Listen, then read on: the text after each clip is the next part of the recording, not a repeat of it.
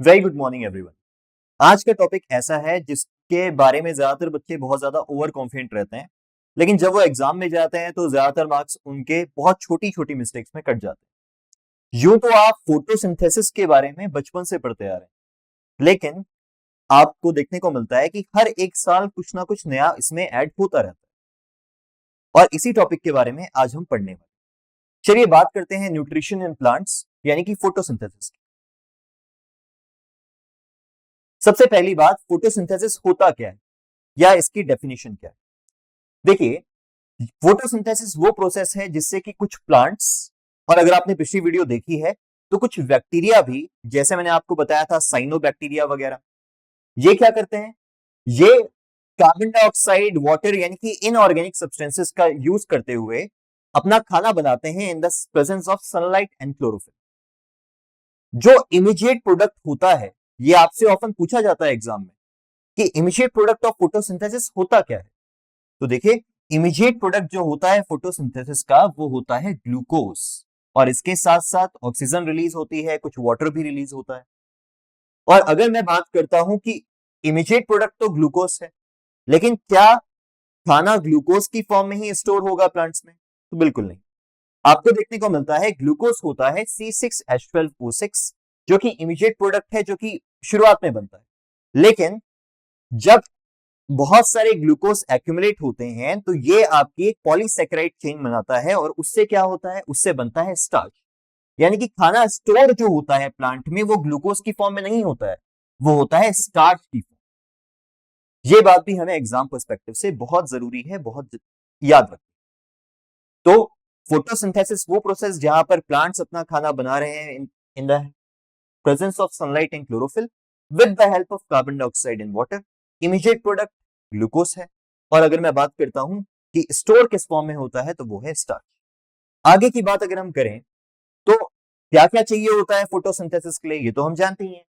Sunlight चाहिए। Sunlight, देखिए, सारे के सारे लिविंग ऑर्गेनिजम्स जो हैं उनकी एनर्जी की प्राइमरी सोर्स की अगर मैं बात करता हूं तो वो है सनलाइट।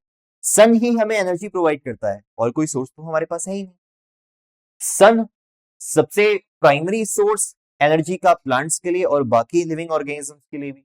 इसके अलावा वाटर की रिक्वायरमेंट होती है, इसके अलावा रिक्वायरमेंट होती है क्लोरोफिल की। इसके बारे में हम बाद में भी पढ़ेंगे, लेकिन क्लोरोफिल करता क्या है, क्लोरोफिल प्लांट्स में लीव्स में मौजूद होता है, और ये क्या करता है, कैप्चर करता है सनलाइट को और फोटोसिंथेसिस की प्रोसेस को इनिशिएट करता है, यानी कि स्टार्ट करता है। इसके बाद कार्बन डाइऑक्साइड की बात करते हैं। कार्बन डाइऑक्साइड क्यों जरूरी होता है, क्योंकि ये कार्बन डाइऑक्साइड जो है इसी का रिडक्शन होकर फाइनली जाके क्या बनने वाला है, ग्लूकोज बनने वाला है। तो ये सारी की सारी चीजें प्लांट को रिक्वायर्ड होती हैं, किसके लिए, फोटोसिंथेसिस की प्रोसेस के लिए।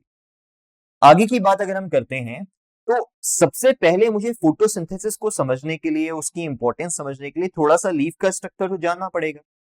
तो हम यहाँ पे बात कर रहे हैं लीफ एनाटॉमी, और अगर मैं लीफ एनाटॉमी की बात करता हूं तो वहां पर हमें कुछ कुछ इंपॉर्टेंट चीजें देखनी होगी। देखिए, ये लीफ आपको देखने को मिल रही है, और मैं इस समय ऊपर से नीचे की ओर जा रहा हूं। लीफ का सबसे जो टॉप वाला पोर्शन आपको देखने को मिलता है वो कहलाता है क्यूटिकल। इसे ऑफन वैक्सी क्यूटिकल भी कहा जाता है। ये वो लेयर है लीफ की जहां पर आपको देखने को मिलता है, जिसकी वजह से प्लांट्स को या लीव्स को शाइनी सरफेस मिलती है। ये शाइनी सरफेस है, इसी की वजह से प्लांट्स में या लीव्स में शाइन होती है। उसके बाद अगर मैं बात करूं तो जैसे हमारी स्किन होती है वैसी एक लेयर होती है, उसे कहते हैं एपिडर्मिस, और उसके नीचे आपको देखने को मिल रहा है, पाए जाते हैं मीजोफिल सेल्स। आप ध्यान रख सकते हैं इसे। मीजोफिल सेल्स वो होते हैं जहां पर इवेंचुअली जाकर इन जगहों पर यहां पर पाया जाएगा क्लोरोप्लास्ट, और क्लोरोफिल जो होता है वो इसी के अंदर मौजूद। तो अगर आपसे कोई पूछता है कि क्लोरोफिल मौजूद कहां है तो आप बोलेंगे क्लोरोप्लास्ट में। और क्लोरोप्लास्ट कहां है, क्लोरोप्लास्ट मौजूद है आपके मीजोफिल सेल्स। इसके अलावा अगर मैं थोड़ा और नीचे जाऊं तो देखिए, हम बोलते हैं ऑफन कि प्लांट में खाना पहुंचाने का काम जगह जगह होता है फ्लोएम का, और अगर मैं वाटर और मिनरल्स की बात करता हूं तो उसे पहुंचाता है कौन, जाइलम। अब देखिए, एक ऑफन चीज कही जाती है कि leaves are the site of photosynthesis. Leaves are the site of photosynthesis, ये हम बोलते हैं। और ये इसलिए भी बोला जाता है क्योंकि देखिए लीव्स के पास प्रोसेस को इनिशिएट करने के लिए यहां पर मीजोफिल सेल्स के अंदर क्या मौजूद है, क्लोरोफिल मौजूद है। इसके अलावा और क्या चाहिए होता है, वाटर चाहिए होता है। वाटर कहां से आएगा लीव्स में, वो आएगा इन जाइलम वेसल्स थे जो कि लीव्स के अंदर मौजूद हो। इसके अलावा और क्या चाहिए होता है, और चाहिए होता है सनलाइट, सनलाइट आती है ऊपर से। ये तीन चीजें होगी। और जो चौथी चीज चाहिए होती है वो क्या होती है, वो होती है कार्बन डाइऑक्साइड। और कार्बन डाइऑक्साइड कहां से आएगी, वो आएगी इस जगह से जो नीचे आपको ये देखने को मिल रहे हैं, जिन्हें हम कहते हैं, सिंगल को कहा जाता है स्टोमा और इन्हें कहा जाता है स्टोमेटा, अगर मैं कलेक्टिव देखूं तो। देखिए यहां पर कहां मौजूद है ये स्टोमेटा, आप देखेंगे अगर तो ये लीफ की अपर सरफेस पे नहीं होते, स्टोमेटा होते हैं लीफ की लोअर सरफेस पे। और यहीं से क्या होगा, कार्बन डाइऑक्साइड आपकी अंदर की ओर डिफ्यूज हो। तो ये सारी की सारी चीजें कहां पर होती हैं, लीव्स में होती हैं। और लीव्स को अलाउ करती हैं कि वो फोटोसिंथेसिस की प्रोसेस को अच्छे से कर पाए। आगे की अगर हम बात करते हैं तो देखिए क्लोरोफिल के बारे में मैंने आपको भी बताया। और क्लोरोफिल होता क्या है, मैंने बोला क्लोरोफिल होता है आपका ग्रीन कलर का पिगमेंट। और ये जो पिगमेंट आपको देखने को मिल रहा है ये लीव्स में प्रेजेंट होता है। और स्पेसिफिकली कहां पर प्रेजेंट होता है, तो मैंने अभी पीछे बताया था कि देखिए यहां पर ये मौजूद है मीजोफिल सेल्स। मीजोफिल सेल्स जो है उसके अंदर क्या मौजूद है, उसके अंदर मौजूद है इस तरीके का स्ट्रक्चर जिसे हम बोलते हैं क्लोरोप्लास्ट। और क्लोरोप्लास्ट के अंदर मौजूद होता है ये जो आपको ये स्ट्रक्चर्स देखने को मिल रहे हैं यहाँ पर, कॉइन लाइक स्ट्रक्चर्स, इन्हें बोलते हैं थाइलोकोइड। इसके अंदर मौजूद होता है क्लोरोफिल। इसके बाद हमें जानना होता है स्टोमेटा के बारे में। देखिए स्टोमेटा और गार्ड सेल्स के बारे में, दोनों के बारे में आपके पास बहुत ज्यादा क्वेश्चंस बनते हैं और बार बार पूछा जाता है। अगर आपने प्रीवियस ईयर क्वेश्चन देखे हैं तो आप जानते होंगे कि स्टोमेटा और गार्ड सेल्स तो बहुत फेवरेट टॉपिक है एग्जामिनर का। तो देखिए स्टोमेटा होता क्या है, मैंने अभी थोड़ी देर पहले आपको बताया कि अगर मैं लीफ देख रहा हूं तो मुझे ये नीचे वाली सरफेस से मतलब है। ये नीचे वाली सरफेस दिखाई पड़ रही है, यहां पर मौजूद होंगे आपके इस तरह के स्ट्रक्चर जिन्हें मैं क्या कहता हूं, stomata. Stomata are tiny pores present in the leaves through which exchange of gases takes place. यहां से एक्सचेंज ऑफ गैसेस होगा। अभी थोड़ी देर पहले मैंने आपको बताया कि देखिए कार्बन डाइऑक्साइड तो यहां से अंदर की ओर जाती है, इसके अलावा ऑक्सीजन जो रिलीज होगी वो बाहर की ओर जाएगी। तो एक्सचेंज ऑफ गैसेस होगा स्टोमेटा से। इसके अलावा हर एक स्टोमेटा के पास होते हैं गार्ड सेल्स। अब ये गार्ड सेल्स होते क्या है, गार्ड सेल्स आपको ये देखने को मिल रहे हैं यहां पर इस तरीके के। और अगर मैं अलग से स्ट्रक्चर बनाना चाहूं तो मैं यहां पर इस तरीके का स्ट्रक्चर बना सकता हूं। ये पूरा का पूरा स्टोमेटा आपको ये देखने को मिल रहा है या स्टोमा देखने को मिल रहा है। और इसमें आपके साइड में मौजूद हैं ये गार्ड सेल्स। और जो बीच में छेद आपको यहां पर देखने को मिल रहा है ये कहलाता है स्टोमेटल पोर। अब होता क्या है कि इन गार्ड सेल्स का बहुत इंपॉर्टेंट फंक्शन है प्लांट में या लीव्स में। आपको देखने को मिलता है जब पानी, यहां पे लिखा भी है कि when water enters the guard cells it swells and the pore opens. जैसे ही पानी क्या होगा इन गार्ड सेल्स के अंदर जाएगा तो क्या होगा, गार्ड सेल्स ऑब्वियसली स्वेल हो जाएंगे। जिस तरह से आपको देखने को मिलता है, शायद आपने किशमिश देखे होंगे या रेजिन देखे होंगे, जब वो पानी में भिगोए जाते हैं तो वो क्या होते हैं, स्वेल अप हो जाते हैं। उसी प्रकार गार्ड सेल्स भी आपको देखने को मिलते हैं। गार्ड सेल्स के अंदर जब पानी जाएगा तो वो स्वेल अप हो जाएंगे। और जब स्वेल अप होंगे तो ये स्टोमेटल पोर जो होता है वो खुल जाता है। और खुलने के बाद क्या होता है, खुलने के बाद यहां से आसानी से कार्बन डाइऑक्साइड अंदर आ सकती है लीफ के, या फिर ऑक्सीजन बाहर की ओर जा सकती है। और अगर मान लीजिए कि ऐसा है कि ये पानी लूज कर रहे हैं गार्ड सेल्स, जब ये पानी लूज करेंगे, when the guard sales loose water, तो ऐसे केस में क्या होता है, वो श्रिंक हो जाते हैं। और श्रिंक होने पर क्या होगा, ये बीच का जो पोर देखने को मिल रहा था आपको यहां पे, ये वाला पोर, ये वाला छेद, ये पोर अब यहां पर दिख रहा है क्या, नहीं दिख रहा। यानी कि जैसे ही क्या होगा, ये पानी लूज करते हैं वैसे ही क्या हो जाता है, पूरे का पूरा स्टोमेटल पोर बंद हो जाता है, यानी कि स्टोमेटल पोर की ओपनिंग बंद हो जाती है, जिसकी वजह से एक्सचेंज ऑफ गैसेस भी नहीं हो पाएगा। तो ये थे आपके गार्ड सेल के फंक्शन। और पहली चीज जो हमें यहां से याद रखनी है वो क्या, कि गार्ड सेल्स के फंक्शन क्या होते हैं, जो मैंने आपको बताया। और दूसरी चीज क्या याद रखेंगे, अगर आपसे पूछा जाता है कि स्टोमेटा होते क्या है, मैंने आपको बता दिया यहां पर। और अगर आपसे कोई पूछे स्टोमेटा के फंक्शंस क्या होते हैं, तो आप बोलेंगे स्टोमेटा के फंक्शन में पहली बात तो help in exchange of gases. पहली बात तो ये हो गया, एक्सचेंज ऑफ गैसेस में हेल्प करते हैं। और भी क्या कुछ फंक्शन होता है, तो एक और फंक्शन में हेल्प करते हैं जिसे हम बोलते हैं ट्रांसपीरेशन। ट्रांसपीरेशन का मतलब क्या होता है, वो प्रोसेस जिसकी मदद से प्लांट्स एक्सेस ऑफ वाटर को लूज करते हैं या एक्स्ट्रा वाटर को लूज करते हैं। जैसे हमारी बॉडी में स्वेटिंग होती है। अब देखिए कॉमन सी बात है कि अगर मैं अपनी बात करूं, मैं पानी दिन भर पी रहा हूं या मेरी बॉडी में एक्स्ट्रा वाटर प्रोड्यूस हो रहा है, तो मेरे पास बहुत सारे ऑप्शंस हैं। मैं क्या करूंगा, मैं बाहर जाकर यूरिनेट कर सकता हूं, या ह्यूमन बींग्स एनिमल्स यूरिनेट कर सकते हैं। स्वेटिंग भी होती है मुझे। इन सारी प्रोसेसेस के जरिए पानी मेरा बाहर निकलता है। लेकिन क्या प्लांट्स के पास वो लग्जरी है? बिल्कुल नहीं। प्लांट के केस में अगर देखा जाए तो क्या वो यूरिनेट कर सकते हैं? नहीं कर सकते। तो वो लगातार पानी जो लिए जा रहे हैं नीचे से, वो किसके मदद से बाहर निकलता है? वो निकलता है स्टोमेटल पोर्स की मदद से बाहर। और इसलिए इस प्रोसेस को कहा जाता है ट्रांसपीरेशन, जब पानी स्टोमेटल पोर्स की मदद से बाहर निकले। और इसलिए मैं यहां पर अगर मैं बोलूं कि एक फंक्शन तो चलिए हमने बोला एक्सचेंज ऑफ गैसेस होता है, दूसरा फंक्शन क्या होता है? दूसरा फंक्शन जो होता है वो होता है ट्रांसपीरेशन में, ये भी हेल्प करते हैं ट्रांसपीरेशन। तो दो फंक्शंस आपको देखने को मिलते हैं स्टोमेटा।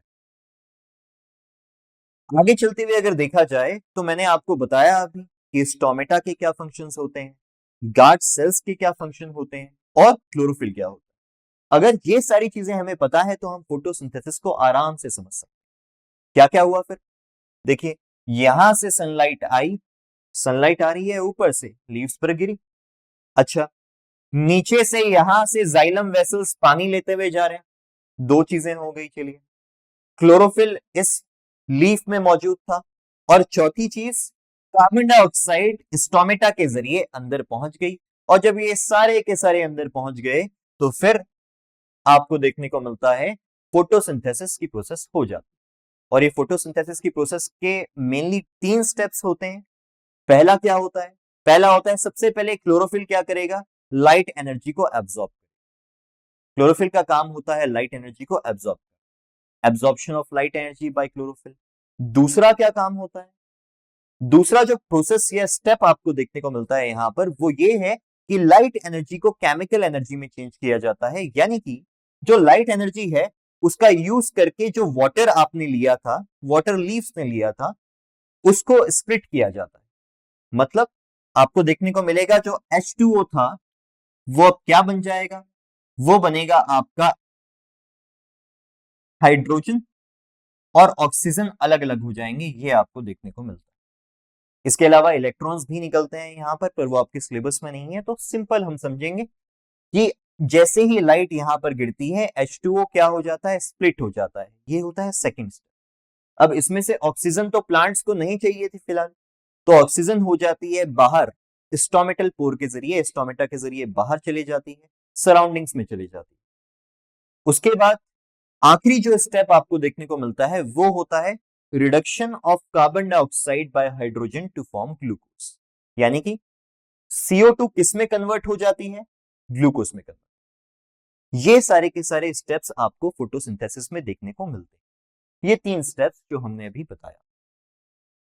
और लास्ट चीज जो आपके पास आती है वो क्या होती है? अच्छा, एक और, अगर मैं इक्वेशन देखना चाहूं यहां पर और मैं फोटोसिंथेसिस की इक्वेशन लिखना चाहूं तो क्या होती है? बहुत इंपॉर्टेंट है क्योंकि इक्वेशन हमारे लिए केमिकल इक्वेशन। तो देखिए हुआ क्या यहां पर, सबसे पहली बात, हमने कार्बन डाइऑक्साइड ली, और मैं बैलेंस इक्वेशन लिख रहा हूं यहां पर, carbon dioxide, water in the presence of sunlight and chlorophyll, क्या फॉर्म होगा? कार्बन डाइऑक्साइड और water in the presence of sunlight and chlorophyll क्या फॉर्म होगा? ग्लूकोज।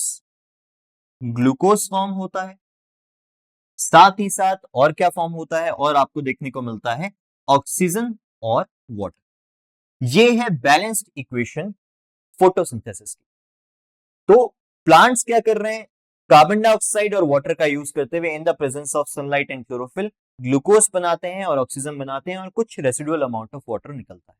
अब ये ऑक्सीजन जो है ये तो क्या चली जाती है? बाहर चली जाती है सराउंडिंग। ग्लूकोज प्लांट्स में स्टोर हो जाता है in the form of starch. ये पूरी की पूरी प्रोसेस आपको देखने को मिलती है। और सबसे आखिरी चीज अगर हम देखें, ये शायद आप जानते भी होंगे कि फोटोसिंथेसिस क्या यूजफुल है? तो भाई पूरी की पूरी दुनिया जो है वो किस पर टिकी हुई है? फोटोसिंथेसिस प्रोसेस पर टिकी हुई है। डायरेक्टली और indirectly we are all dependent on plants, है ना? तो फोटोसिंथेसिस की अगर मैं बात करूं तो बहुत ज्यादा इंपॉर्टेंट प्रोसेस है। और क्यों इंपॉर्टेंट है? मैंने अभी बोला, देखिए ऑक्सीजन निकल रही है, जो ऑक्सीजन निकल रही है ये सभी लिविंग बींग्स के लिए वाइटल है। क्यों? क्योंकि सभी लिविंग ऑर्गेनिजम्स को जीने के लिए, खास करके एनिमल्स को, बर्ड्स को, प्लांट्स को, इन सबको जीने के लिए क्या जरूरी होता है? ऑक्सीजन जरूरी होती है। तो ऑक्सीजन कौन दे रहा है? प्लांट्स की वजह से ये आ रही है। अगर ज्यादा से ज्यादा प्लांट्स होंगे तो ज्यादा से ज्यादा ऑक्सीजन आपको देखने को मिलेगी। दूसरी चीज, it also serves as the foundation of food chain as it provides the primary source of energy for plants and subsequently for herbivorous and carnivorous. Obviously, plants खाना बनाते हैं ग्लूकोज और स्टार्च की फॉर्म में इवेंचुअली, और उन्हीं plants को हम या तो डायरेक्टली खाते हैं या इनडायरेक्टली खाते हैं। यानी कि आपको देखने को मिल रहा है कि प्लांट्स जो होते हैं वो हमेशा फूड चेन में सबसे लोअर लेवल पर रहेंगे, प्रोड्यूसर हैं क्योंकि ये, और इन्हीं पर पूरी की पूरे जो बाकी लिविंग ऑर्गेनिजम्स हैं वो डिपेंडेंट होंगे अपने खाने के। होपफुली आपको ये पूरा का पूरा चैप्टर समझ में आया होगा, पूरा का पूरा कॉन्सेप्ट समझ में आया होगा। अभी इस चैप्टर में और भी और सारे टॉपिक्स हैं जिनके बारे में हम आपके साथ मिलकर और ज्यादा बात करें। Thanks a lot.